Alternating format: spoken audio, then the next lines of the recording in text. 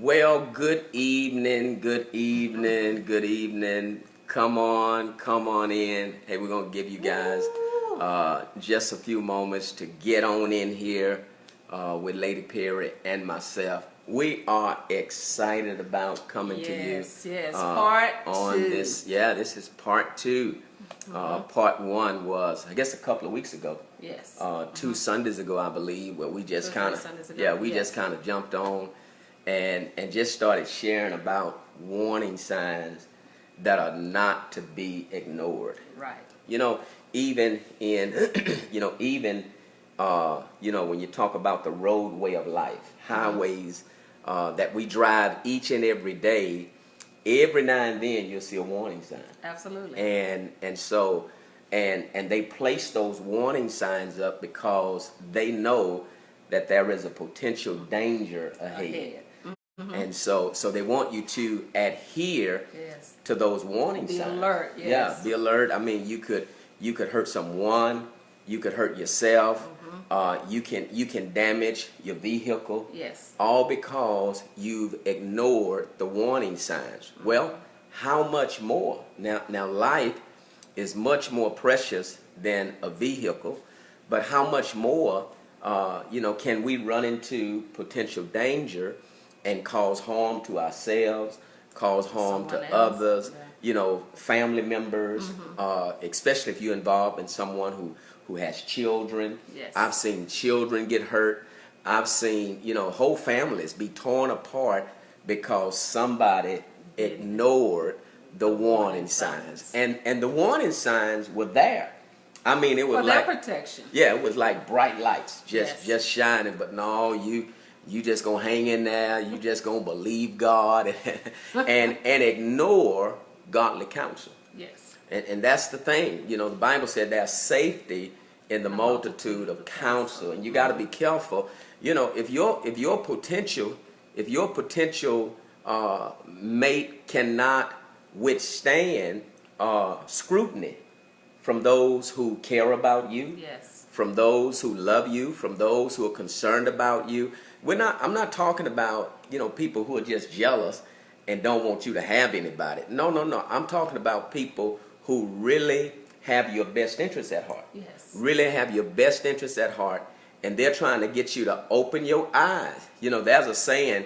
At least slow down. Yeah, at least, pump your brakes. There's a saying that love is blind, but they say marriage is an eye opener.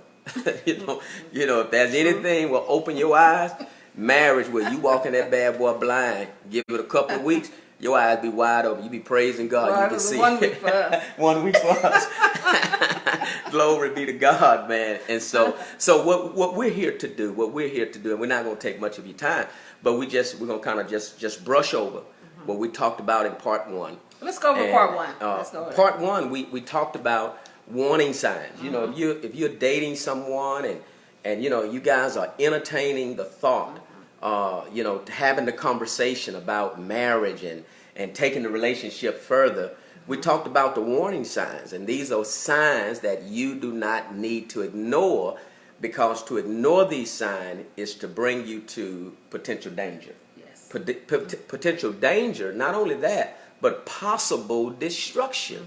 I've seen people's lives just ruined because they ignore the warning sign. And this is on both sides. I mean, that could be some warning signs you're seeing in the guy. Yes. That could be some warning signs you're seeing in the young lady. Yes. And so it's not just one sided. This is not one side, but it can happen on both sides. And there may be warning signs both of y'all are recognizing and seeing each other. Don't ignore the warning signs. You got to address those signs. You have to address it. And get some wisdom from somebody. Get some counsel from someone who can help you make a wise decision concerning those warning signs. Listen, your life, we're stewards. Yeah. We're stewards, which means we own nothing.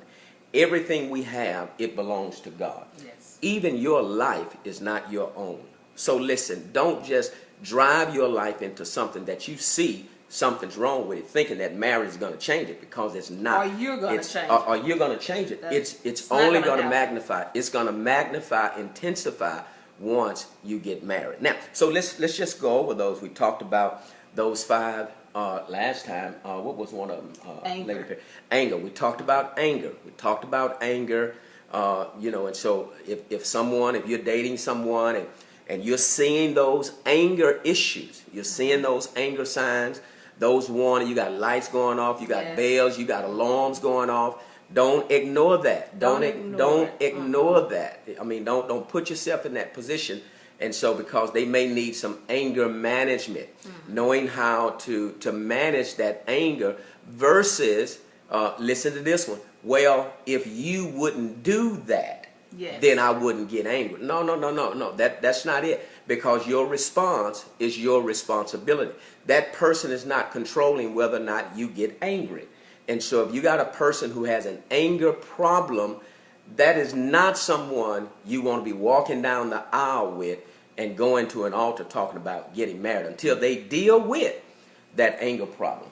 I just saw Marie ask the question if we would deal with the 200 questions that you use for marriage counseling class. Oh, we may have to come back for that one. Yeah, we'll have to come back. That's Listen, a lot, but maybe you can think of a few of them. I don't know. Yeah, I mean, when I do premarital counsel, when I was doing premarital counsel, that I had right at 200 questions that I walked through, and I asked those questions. And listen, here's the thing about it.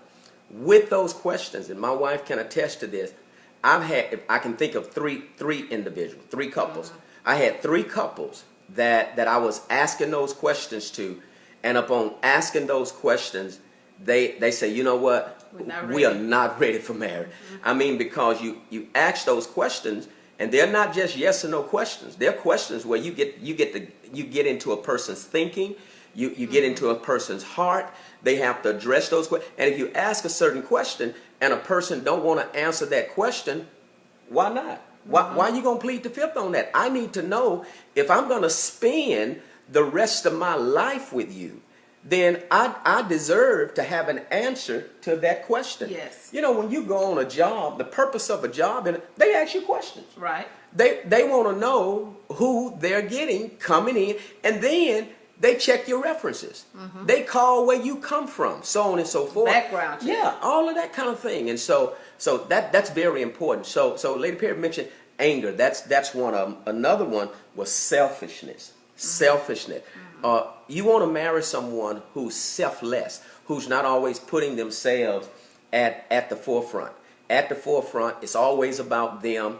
They're never putting you ahead, putting your interests ahead, putting your thoughts ahead, putting your opinions ahead. It's all about them. Everything is built and centered around them. So someone who said, if they're not thinking about you in the courting stage, they're not thinking about you in this stage when we're dating, they are most definitely not going to be thinking about you once you get married. Right. All right. Okay, so that was another one. Another one was addictions. We talked about addictions. If someone has an addiction to alcohol, an addiction to drugs, pornography, an addiction to sex, and you say, well, how are you going to know if they have that? Well, when I start asking them questions, start getting into things, you'll find out whether or not a person has these addictions. And then now we're talking about warning signs. So we're talking about signs that you've seen that this person has some addiction. So we're not just pulling some thought out of the sky that somebody has an addiction. We're talking about ignoring the warning signs. You look for them and they go off on these 2 and 3 bins and all that kind of thing. You don't know where they are. Yeah. Money coming up short and all. And then they got all these lame excuses and then you've seen some things. You've seen some things. You've been in their home. You've seen some things. You've been in their automobile. You've seen some things. And even some of their conversations. You roll up on them. They're drunk and or they're high and all that. That is not a potential a marriage candidate, because that could be an addiction. And even addiction where money is concerned. People can have an addiction. Even the money, they blow in the money. Addiction to shopping. I mean, you have no balance, and you're just spinning up everything. That is a problem. That's a problem, and so you want to consider that. Another one was someone that's unfaithful. Being unfaithful. They're unfaithful. If they're unfaithful now, look, I call dating the least, and marriage is the much. Right. if they are unfaithful in that which is least, dating, then they're going to be unfaithful in that which is much, marriage. Because marriage is not a cure-all for Right. someone who's unfaithful. That's true. Because it's a piece of paper. If you really think about it, and having a day where we celebrate and our family come out, Yes. our church members come out, we have a preacher in front of us, that is not going to change someone who is unfaithful. And so if a person is being unfaithful, that is not a potential for a marriage partner. They got to deal with that unfaithfulness. Somewhere they lack understanding, because Scripture says this: anyone who commits adultery lacks understanding. So that's something they don't understand that's causing them to have to step outside of you, whether it be a man or whether it be a woman. Because if they're sharing now, they're gonna be sharing when they get into the marriage relationship, and we ain't trying to have no sharing. Praise God. All right, and then the last one, the fifth one we talked about was poor financial management. Poor financial Yeah, management. poor financial management. That is so very important. That if somebody is wasteful, I mean just completely wasteful with resources. Now, I'm not saying. Now, listen.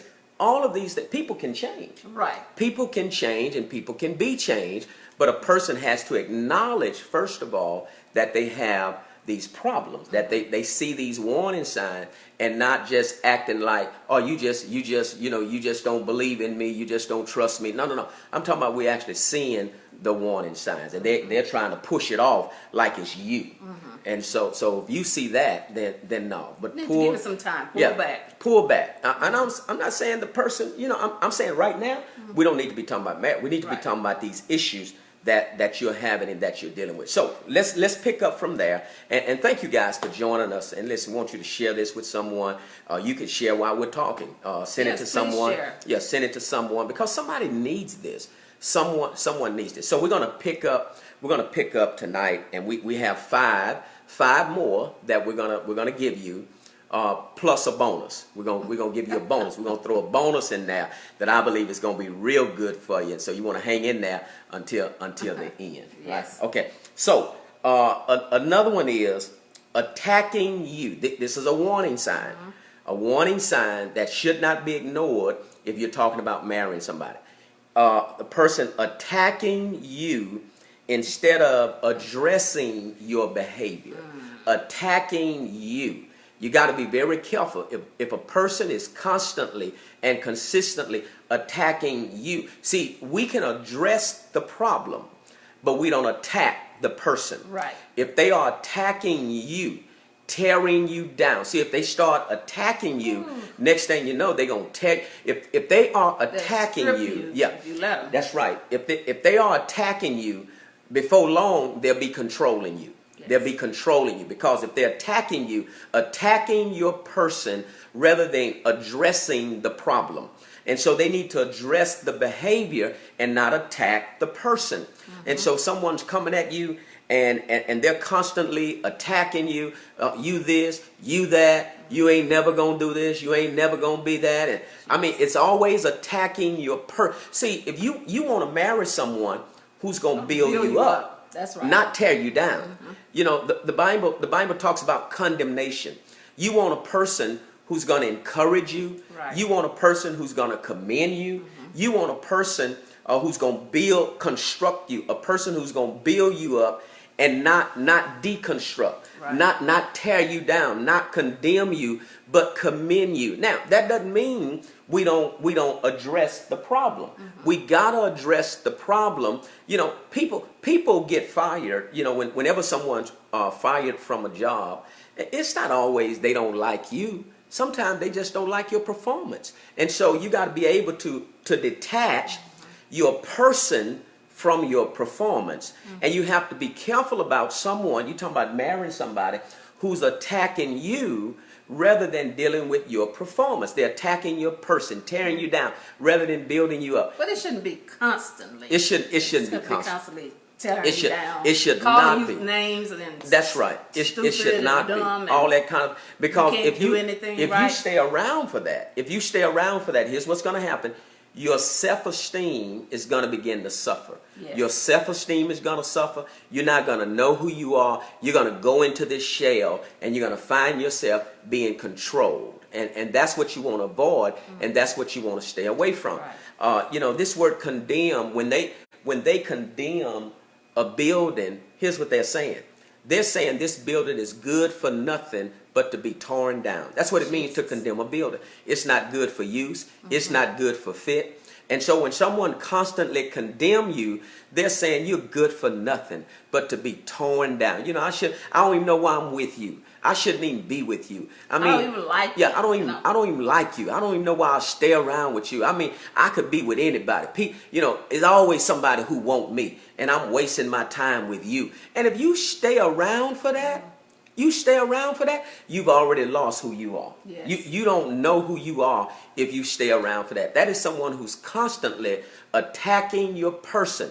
Watch the person who attacks your person rather than addressing your behavior. We can address, that's what we do. We address the behavior, but we don't attack the person. Right. We don't attack the person. Good. And so that's very important, because you want to be confident. Yes. In a relationship. You want to know who you are. You want to feel good about being around them. You just want having a to conversation. feel good, and even if you make a mistake, you still want to feel good about yourself. I mean, if you got a good self-image, you mess up, you make a mistake, hey man, I blew that one. And you keep rolling. But if it's always they attacking, calling you stupid, you don't know anything. It's obvious that your mother or your father didn't teach you anything, and I deserve better than you. I mean, listen, if that's going on, that is not. Why are you hanging around that? Why are you even hanging around that? I mean, I need to come get you. Why are you hanging around that? You need to just leave that alone. That is not a potential for someone you want to marry. All right? That's okay. Good. So that's the first one tonight. Someone attacking your person rather than addressing the problem and what the behavior may be, because behavior has to be addressed. Right. But you want somebody who's going to build you up, somebody who's going to edify you, so you can be strengthened. How about this one? How about lies? Constant lies. Lie. What you lying for? You know why people lie? You know why people lie? People lie because they think that lie is going to do for them what the truth will not. Jesus. That's why they see, if you lying, you're hiding something. If you lying, you covering something and up. you have to keep lying. Yeah, because if you tell one lie, you got to get another lie to cover that lie, and then you got to get another lie to cover that lie. And God forbid if you have to backtrack to a lie that you already told. Now the story gets all confused, and now you got all kind of things. Now you can say 2 or 3 things about the same thing. And so constantly lying. If someone cannot be honest with you. Now listen, some people, some people just, the Bible tells us to lie not one to another. That's not just talking about brothers and sisters in the body of Christ, but it's talking about whoever you're in relationship with. Lie not one to another. The truth what makes you free. The truth frees you. I'm free because I don't have to try to calculate and try to recall and try to remember what I said. I know exactly what I said because I told the truth. Yeah. And some people, Charlotte. Well, half truth. Yeah, some people do half truth. Let me tell you what a half. You know what a half truth is? Get this. Don't ever forget it. A half truth is a whole lie. That's what it is. It's a whole lie. A half truth is a whole lie. And I don't care if the truth is white, black, yellow, or green. You can tell all of it. It's a lie. It's a lie. And you're lying. And so when you're lying, you can't be trusted. Right. You can't be trusted. That when you lie, it's a lack of integrity. It's a lack of integrity when you lie. Integrity is when what you say matches who you are and what you do. It has to match. It has to match. And people match all the time. People match in their dress. They make sure their shoes match the socks, match the slacks, match the jacket, match the tie. There is integrity in your dress, but then you have no integrity in your life. And so if somebody is constantly lying, because you don't know what. I mean, they'll lie about anything. I mean, they just lie. I mean, every time they lie, they just lying about, man, you don't know if you can believe them or not. Right. Believe them or not. I mean, when they do tell the truth, you can't buy question it. Yeah, you can't. And now they upset. They upset because you don't believe me. Yeah, because the last 20 times I asked you something, you lied, and now you finally told the truth. And I don't know if it's coming out of your mouth. I got to pray in the spirit. I got to decipher all through it to figure out whether or not you're telling the truth or not. And so listen, you don't want to waste it is a waste of time trying to figure out if somebody telling you the truth or not. Yes. And so lie not one to another. Don't lie down with somebody who lie in your face. But I mean, they just lying down anyway. Yeah, you ain't supposed to be lying down. Let me just straighten that now. You ain't supposed to be lying down anyway. But listen, you don't want somebody just constantly lying to you. That's not somebody you want to be talking about marrying. And you can't, because you can't trust them. You can't trust them. And one of the there's some basic psychological needs that we all have, and one of them is the need to be trusted. We have a need to be trusted, but how can I trust you when you keep lying to me? Stop lying to me. Stop lying. Tell me the truth. Yeah. I can handle it. Now some people lie because perhaps it could. Now sometimes, Charlotte, because I believe a lot of times what we respond to, and those who counsel. And even psychologists would tell you this. Sometimes the way we respond today is based upon something we experienced many years ago. It could be in our childhood or in a previous relationship. Maybe you told the truth to your parent, and when you told the truth to your parent, boy, I'm telling you, all kind of stuff broke out, and boy, I mean, you were picking your teeth up off the ground because you told the truth. And what you learned at that time, look, I will never tell the truth again. And so sometimes people do that because of past experience. Right. But now, that's no excuse. That explains the behavior, but it doesn't excuse the behavior. You got to tell the truth. Got to tell the truth. So that's two of them. Now, another one is constant expression of contempt. Constant expression of contempt. This person is really, they're really tired of you, but for some odd reason, they're staying with you. There is this contempt, which results in the calling of name. Yeah. They're calling you out your name, hurtful sarcasm. They're always putting you down. They're stonewalling you. Won't let you in, being very defensive. And so that's not someone that you want to marry. That's not someone that you're talking about spending the rest of your life with. And this person has contempt toward you. There is this constant bitterness toward you. I mean, they're trying to figure it out. You're trying to figure it out. Now watch this. Listen, if they're already tired of you in the dating stage, in the courting stage, that's not going to change once they marry you, because one of the first things that's going to come out of their mouth when something come up is, I shouldn't have married you. I started not to marry you, but I had already spent that money on that wedding. But I started not to marry you. I knew I shouldn't have married you. And that's what's going to happen. There is this contempt, this disdain, this strong dislike. And it's obvious in your expressions. You express contempt. You just don't like me. Yeah, I mean, if you don't like me, roll out. If you don't like me, get your stuff and move on. I'm going to be all right. Yeah. And so, but what happens is, now listen, but you got to ask yourself, why you even letting that person stay in your life when you see that warning sign of constant expression of contempt? They're showing it to you. They got these smart remarks toward you, even when they're around their friends or when you guys are around other people. They kind of distance themselves from you. They enjoying everybody else, but until really not. Yeah, and then you come around and now they act like you. Man, I shouldn't even brought her, or I shouldn't even asked him to come. And so there is this constant expression of contempt, and that's not someone, because again, if I'm fed up already and we just dating, marriage is not gonna change that. You're not gonna have now. The biggest room all of us need is the room for change and improvement. And a person who's already disgusted with you, a person who's already burnt out with you, you're not going to have any room for error. You're not going to have any room for mistakes or change. and you're going to hear it constantly. You're going to hear it constantly. And again, it goes back to one of the other things we said, Charlotte, they're going to be tearing you down. They're going to distance themselves from you. And the closest y'all gonna be is just when y'all in the house together. But other than that, they're not gonna want to do anything with you. They're not gonna want to spend any time with you. They're not gonna want to go anywhere with you. And they're gonna start pointing out everything that's wrong with you. Now they're not gonna see what's wrong with them. They're not gonna see how they're mistreating you. All they're gonna see is what's wrong with you. They're gonna convince you that you are the problem. You are the problem. It's not the way I see you that's the problem. No, you are the problem. And if you marry that, you're going to be miserable.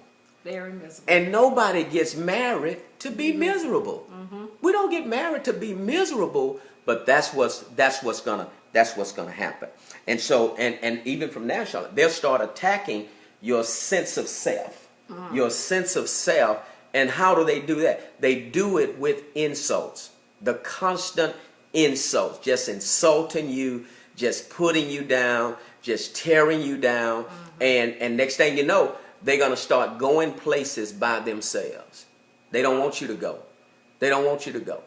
And next thing you know that, and you know what that is, people of God? It's this. It is a recipe for divorce. It's a recipe for divorce. That's all. All you're doing is cooking up a divorce. That's all you're doing. And before you know it, the divorce is going to be served to you. And people can already have separated themselves from you. Right, even in the house. Even in the house. Just because they're with you doesn't mean they hadn't separated themselves from you. Because whenever a divorce happened, it didn't just happen. Right. The divorce just happened. But the separation, and even in the heart, the divorce had already taken place. It's just a matter of time. And so that's one. Another one is what? No interest in your future goals. No interest in your future goal. Where you going, what you want to do, your desires. Because marriage is about building a future together. It's about building a future together. Marriage is not about building a past. Marriage is not even about building a present. Marriage is about building a future together. So when you marry someone, you're saying, I want to build a future together with you. Right. Let's build a future together. And so a person not interested in your future goals and things you're trying to accomplish, if they're not interested in it, you know what that means? They're not going to help you in it. They're not going to help you. They're not going to support you. They're not going to support you. They're going to leave you out there by yourself. No, man, that's her. No, that's him. That's what he, look, I don't have anything to do with that. That's him. Well, the Bible says that we're in a partnership now. Right. We're in a partnership, and so if nothing else, and I'm not saying that you have to be in there and helping with everything, but you want to be an encouragement. Hey, is there anything I can do? Right. Anything I can do to help you? Can I make it easier for you? How can I make it easy for you? You know, what can I do? And if nothing else, even beyond that, if nothing else, if you're going to marry someone and they're working towards something, you should be covering them in prayer. You should be praying for them. You should be praying that God open doors for them, whether it be the wife or the husband. God would give them what they need. God supply them what they need. God, how can I help? Yes. How can I help them? How can I help accomplish that? Because you know what? We're all going to benefit from it. Right. We're So all going to benefit from it. Yeah. We all going to benefit from it. And I'm going to tell you now, a guy. Now this is a man thing. This is a man thing. A guy who's out there trying to make it happen. He's going after something. He's trying to do it. And if he can't get the support from the lady that he's with, once he accomplished that thing and he's doing well, there's going to be a reluctancy on his part to share that success with that woman who did not help him. Now that's a man thing. And any man will tell you that that's a natural fact. That is a natural fact. And so women, if you have a guy who, and I'm getting ahead of myself, so because that's part of the bonus. So you have to make sure that there is entrance in future goal. Entrance in future goal. Another one is here, not feeling good about yourself when the person is around. Not feeling good about yourself when the person is around. I mean, you have to change whenever that person come around. You can't be yourself. You have to be you. You have to be yourself. And I'm not talking about, our spouse or your potential mate, helping you in some areas that need to be sharpened and things like that. I'm talking about you not being free to be who you are. Yeah. That's what I'm talking about. I'm not talking about trying to bring improvement, trying to help people come up and things like that, because we need that. But I'm saying, you have to dumb down when the person come around, or you're the life. Yeah, you're the life of the party. But when that person come around, you gotta go into a shell. You can't be yourself, and people around you, they see the difference. Yes. They see the difference, and some people have pointed out, say, look, I noticed, man, when she come around, man, you sure get quiet. Oh man, I just didn't have nothing to say. Well, you saying a whole lot before she showed up, and you want to marry that. There's a problem there. And the same thing with her. She, the girlfriends like her, and she has fun, and she's the life of the party. Yes. And she brings a certain energy. But when he come around, she gets stale, and all of a sudden she changed. Right. She switched. Why is that? Why you can't be yourself?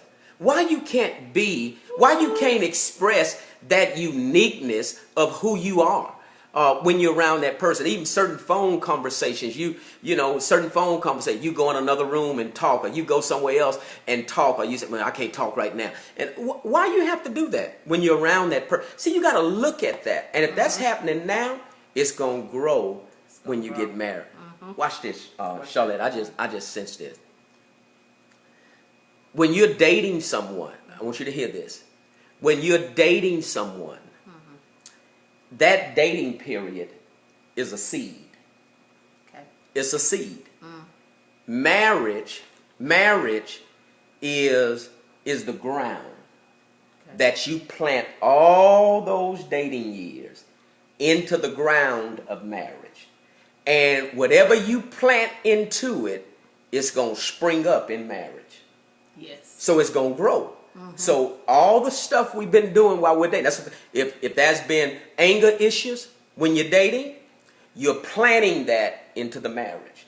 And it's going to spring up in the marriage relationship. Right. And all it's going to do is grow. Right now, so what I'm telling you things right now. We're telling you things right now that's in seed form. Yes. And just looking for the ground of marriage to be sown into. And once it's sown into, where's it going to grow? In the marriage. It's going to grow in the marriage. So it's going to get worse. It's going to get worse. Because if it grows in the marriage, that's when you're going to start seeing the fruit of it in the marriage relationship. And so if you can't be yourself, and you have to dumb down, these feelings of when the other person come around, and now you got to get quiet, you have to go into a shell, or you have to act a certain way when they're around, then that's a problem. And you don't need to be looking at that, talking about getting married. What about this one? I just thought about this one. Friends with benefits. Friends with benefit. Friends with fringe benefits. Well, now what kind of benefits we talking about here? Now I know what most folks probably thinking about. Well, no, that ain't godly. It's not godly. It's not kingdom. As friends, we get the benefit of spending time together. We get the benefit of hanging out together.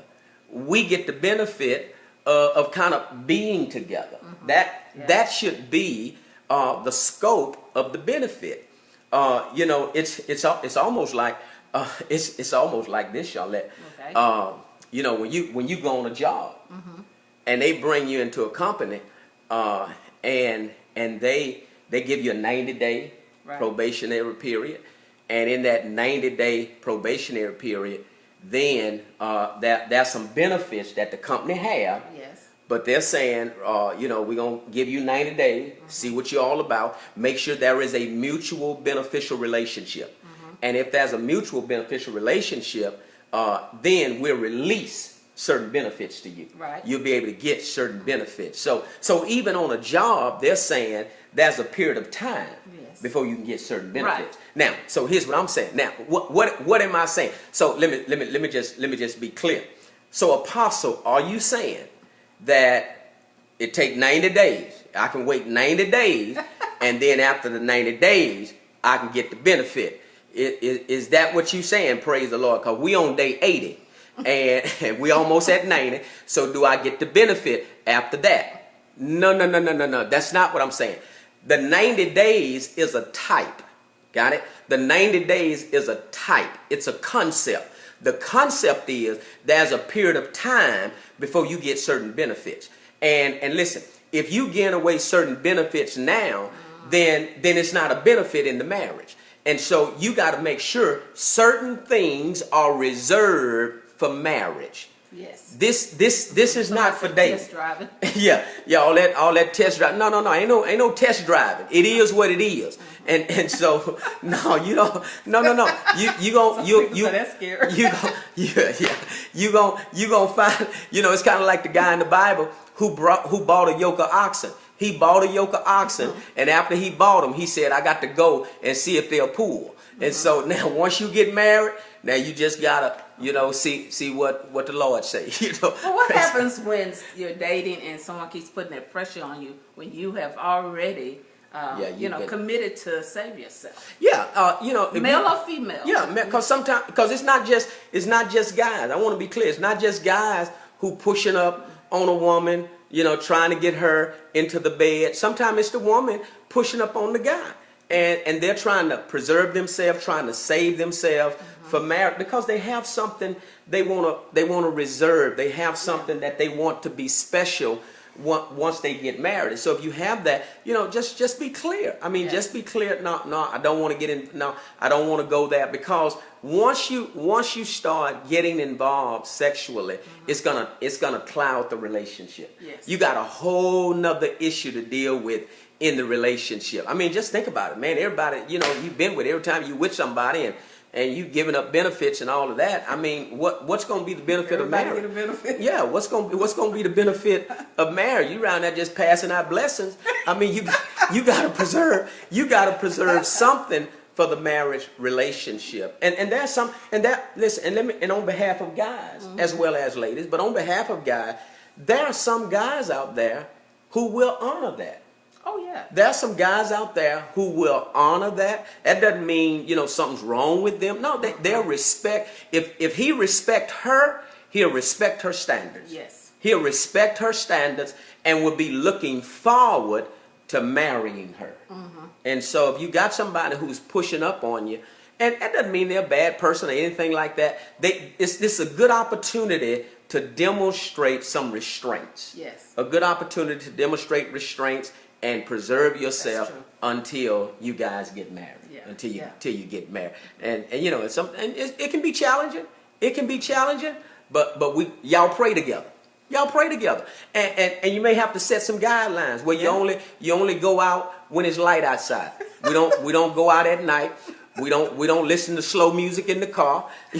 Everything we listen to is fast. It's fast. Matter of fact, I mean, it's real. It's rap. We don't listen to number rap. We don't listen. I mean, certain artists we don't listen to. Anybody who roll their voice, and we don't listen to no Teddy Pendergrass. We don't do no Marvin Gaye. We don't do none of that. We don't do no Marvin Gaye. Yeah, all that. We don't do none of that. Keith Sweat, no, we don't. Keith Sweat gonna make us sweat. We don't do that. We don't do none of that. We listen to James Cleveland, all that kind of stuff. That's what we do. We put my CD on. Praise. That's what we do. Praise God. Now let's get ready to get off here. This last one. Praise God. Now, the wisdom of God. The wisdom of God. Folks. The wisdom of God. Now, I want you to know the difference between, this is really important, a promise project and a potential problem. A promised project and a potential problem. Now, my wife and I, now when we got married, when we were dating, she didn't know it at the time, but I was a promised project. I was a promised project. I was a project in the making. Well, I look like a potential problem. I look like a potential problem. And if anybody would have got in her ear, they told, girl, look, you need to leave that brother alone. That brother ain't going nowhere. He don't have anything. I mean, when I first started coming around, I had a green Pontiac Grand Prix. A green Pontiac Grand Prix. Then I stepped up to a white Impala, called it the White Ghost. And I didn't. The cover was kind of yellow. Well, it faded. It faded. It looked yellow. It was white. Oh. and I look like a potential problem. I had, and Charlotte, if you remember, I even had some anger issues. Yeah. I had some anger issues. I had a lot going on. I couldn't hold money. I didn't save money. I spent everything I had. I was more concerned about looking good. I was more concerned about looking good. Mm-hmm. And so I looked like a potential problem. Looked like a potential problem. But here's the difference. Here's gonna be the difference. I had a dream though. I had something I wanted to do. You see, I'm looking at you like, man, wait a minute, what you talking? I had a dream. Somebody come counsel us. Oh boy, I had a dream. I mean, you know, I had something. I always wanted something. I always wanted something out of life. I always wanted to do something in life. You know, I did. That. Yeah, I did. We did not end up where we are. You know, we didn't just land where we are. Because we took a break too. We took a break. We took a break. Yeah, we did take a break. But I look like a potential problem rather than a promise project. I was a project. I just needed somebody to work with this old boy. That's all I needed. And Charlotte came in and helped to incorporate certain disciplines, you know, certain tools and certain ideas. You were willing. Yeah, I was willing. I mean, you wanted the help. You know, see, listen. Let me tell you something. I don't know where I heard this from. I think I don't know if Michelle Obama, former First Lady Michelle Obama, I don't know if she said this or if I heard this somewhere else. So don't hold me. But I did hear this. Okay. If Barack Obama would have married you, would he have been president? See, I believe us becoming certain things has a lot to do with who we marry. That's true. See, Barack Obama married Michelle and became president. If he'd have married you, what would he have become? See, you got to think about president. that. see, because a woman is a helper. Right. And so if you're trying to go somewhere, if you're trying to do something, if you're trying to be something, the person you with, can they help you? My wife has been a helper. She's helped me. I didn't get here by myself. I didn't get blessed by myself. I mean, think about this. For a year, when we first got married, we had one car, we had one vehicle, and I had a bicycle. I bought a bicycle to ride it to work every day. Now, those of you who live in the Houston area, we was living in Airport Landing Apartment, which is at Airport and Fundren. Airport Landing Apartments.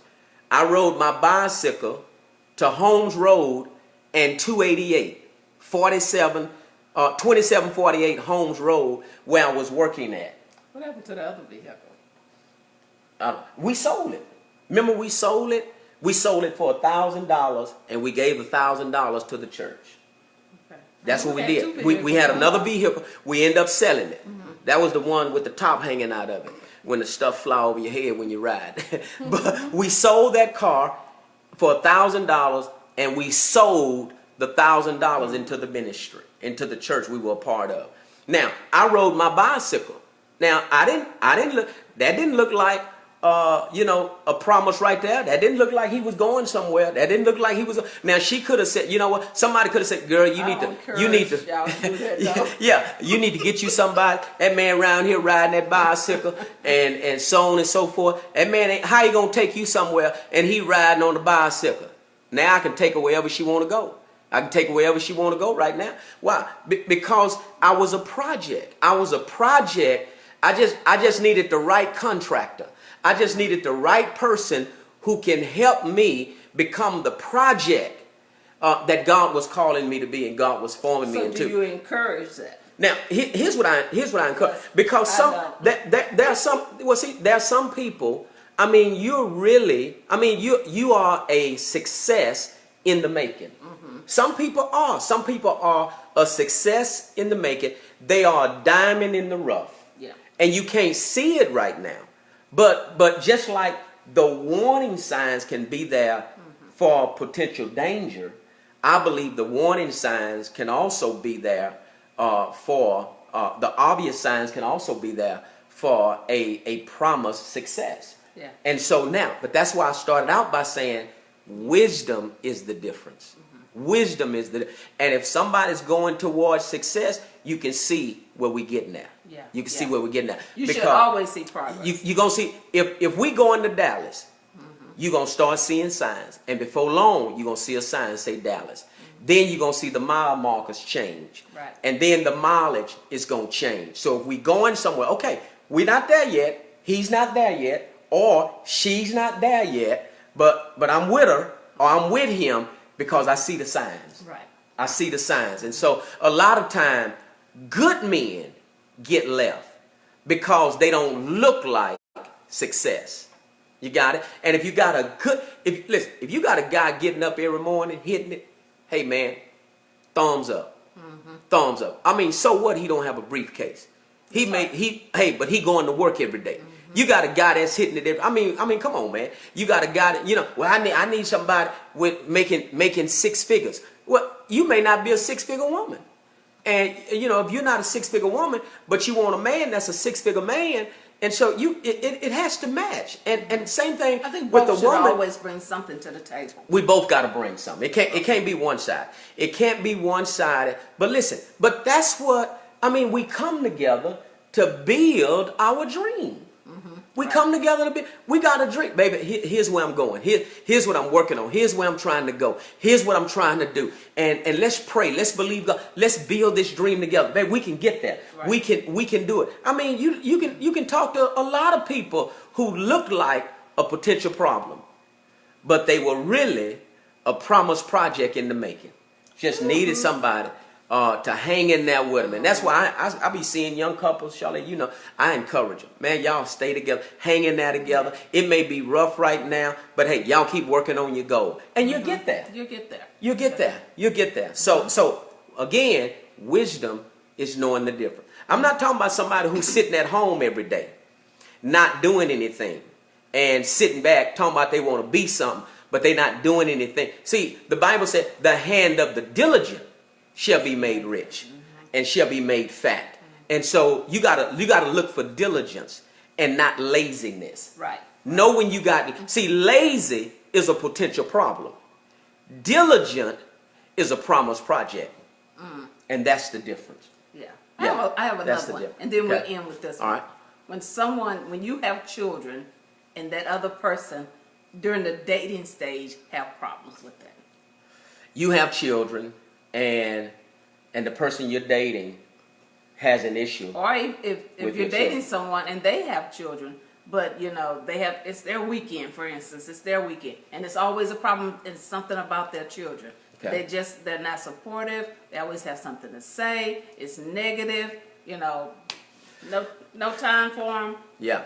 Well, I think first of all, when you especially when you have small children, when you have small children who still live with you, I think when you accept a person, there's a level of acceptance also where those children are concerned, because that's their mother or that's their father. Yeah, but sometimes you can see things during that dating stage. Okay. that's a problem. Yes. Yeah, they having a problem with the children. With their children. Oh, if a person's having a problem with your children, either they're not interested in children. Perhaps they've raised feel like children. they're in the way. They're gone. Yeah, feel like your kids are a problem. They're in the way. Well, listen, you may need to have them to keep moving. Yes. Because especially Immediately. when you have young children, they're not going to understand that. And so already, if you have children and someone come into your life, already that person is perceived as being an intruder. Right. They are an intruder. But if this person comes in with a problem with your children, you need to let them move on. Yeah. You need to let them move on because they're not. That's a sign they're not the person. And you shouldn't compromise your children to be with anybody. Don't compromise your children. Your children are a gift from God. And so you don't want to compromise your children to be in relationship with somebody who could walk out of your life at any time. At any moment. And so somebody did this here. Yeah, give them the deuce. Audi 5000 with a sunroof. That's what I'm talking about. And so you want to make sure, because you got to protect those children. You have to. Because when that person moves on, guess who's going to be left there? Those children. And so you want to show your commitment to your children. Right. And so that's what I say on that. But listen, we got to go. Some questions?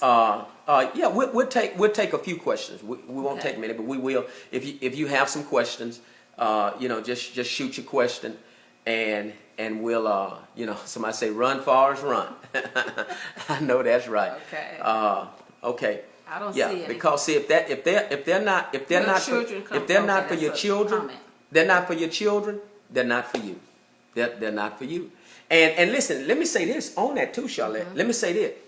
Be careful about dating someone, especially someone you've just met. When you just meet somebody, I believe there's a time before you even introduce them to your children. Absolutely. Don't just be introducing people to your children, somebody you just met, and don't be having your kids call them daddy and call them mama, and they've been in your life for 2 months, and they already looking at them as mama, looking at them as daddy. That's a potential. It's a potential problem. And don't be so gullible to where you just start letting your kids go with somebody. Hanging out with somebody and taking them to the park and oh, he's so nice. He want to take the kids, or she want to spend time with my kid. You better be real careful about that, because see, sometimes children can be more vulnerable. They can be more vulnerable than adults, and sometimes they don't know to look for certain things. And next thing you know, you didn't let your kids go with somebody, and you don't even know them. You ain't done a background check, and they already took your kids somewhere. You don't know who they are. You ain't never been to their house. You don't know what's going on, and you just didn't let your kids go off with somebody. Don't be impressed by that. Absolutely. Don't be impressed. Don't get so. No. We've been together 2 months, and he already want to take my kids out of town. No. No, you ain't taking my kids nowhere. Don't do that. You gotta use some. Don't be so. That just blessed me. Well, let me wake you up. No, they can't go. I mean, I can't tell you what to do, but that's my take on that. Okay, someone asked. I can't remember all of it, but someone asked, what happens when the person's temperament changes after they get married? And that could happen. That could happen. People. Because you really don't. I mean, that's some things you're gonna learn about someone once you get married. But I'm talking about if that's just this drastic 180. Then you gotta look at that. I mean, a 360 where they just completely turn around, and I mean they were one thing during the marriage. And it's like Jekyll, Dr. Jekyll, Mr. Hyde. Boy, they can come out. I mean, he was Prince Charming when we was dating, but he turned into Freddy. Freddy Krueger. During the marriage, or she was one thing while y'all was dating, and she just switched. Yeah. And mental illness is real too. So mental illness is real, and that's why you don't need to rush into this thing called marriage. Take your time. I mean, you know, if you got to have certain tests, to find out. I mean, you know, now, they used to even have blood tests before you got married, but now they don't. Now they don't. Yeah. Nowadays, you gotta test stuff. You know, you gotta test. You know, people might need to have certain tests, do certain things before you just jump into this thing called. And that's why I think it takes time for you to find out who it is that you're really dating. You know, I encourage people while you're dating, you know, push certain buttons. Do something to see how they gonna react to it. Do something to see how they gonna you know, you all impressed. I mean, he ain't never got mad. Do something. Yeah. Do something and see how he responds. That's what you do. Do something and see how she responds. See how they act to what? Because the true integrity of a person is what happens when they're under pressure. And so I believe you should do certain things, just kind of test some stuff. You're around here talking about test drive, just kind of test their attitude about certain things. Right. Test their response to certain things. Because you never know what a person's going to do until they're really under the pressure. And so I would do some things, just kind of see what I'm really dealing with. Okay, I think I saw something. Did your daddy or grandfather call? But I missed it. It kept going. So okay. Listen. So we enjoyed our time with you, and listen again. We want you to share this. Right. We want you to share it. Now, you know, this is just, you know, just our wisdom on different matters and different things, and so there's always more information you can get and gather. This is just our position, what we believe to be our biblical position on the things that we share to you in practical wisdom, you know, for those warning signs that so many people ignore. You know, Charlotte, and I'll say this in closing. Well, I have a question. Okay. Someone said, I thought this was kind of important, but okay. they're funny to say, if you're marrying a preacher, should okay. that preacher go through marriage counseling? Yeah. A preacher's not exempt from marriage count just cause he a preacher. Preaching, deacon. Yeah, that's like saying if somebody's a doctor, should they have physical checkups? You're a doctor, just because you're a doctor, that don't exempt you from physical checkup. And so yeah, if he's a preacher, yeah, he should go through counseling just like anybody else. Just yeah, and you know, and it should be somebody neutral, not necessarily one of his preacher buddies, one of his preacher friends that's going to do the counseling. It should be somebody that's neutral, that's going to give you guys premarital counseling. Right. And so yeah, he should do that, because although he's a preacher, I think it's just across the board. Yeah, it is. Preacher, Yeah. doctor, and I want to say this: whatever. just because he's a preacher, you ain't marrying the preacher. You marrying that person. You marrying the person. You ain't marrying Rev. You marrying the person. You marrying John. You ain't calling him Reverend at home or Apostle at home. No, you calling him by his name. And so a preacher, he may be one thing as a preacher. That's true. And be something else as Terrence. So yeah, so yes, he need to go through counseling also. So listen, we're gonna get off. We've been here long enough. Thank you guys so much for joining us. Just for this off the cuff. Yeah. Off the cuff, nothing set. Just coming on, just sharing wisdom. So listen, share this. Share it right now. Just share. And we'll see you the next time we come on. This is Apostle and Lady Perry. You know what we're doing. We've been doing it for 18 years. And that is restoring lives with the Word of God. And when your life is restored, come on, you shall have double. Put the double sign up. Yeah, go ahead. Double. Somebody type double. And then the rest of y'all, I'll see y'all in the morning at 5:30 a.m. And listen, ladies, go ahead and register for the relationship event that we're having on November the 9th at 10 o'clock at the church. Yeah. It's going to be awesome. You know, each time we gather, it's always over and above, over at the top. So listen, go ahead, invite a friend, contact your BFF, and I'll see you November the 9th. All right, ladies, make sure you're there. Is that the 10th? 9th. 9th or 10th, one of them. They'll get it. 9th. Make sure you're there. All right, love you guys.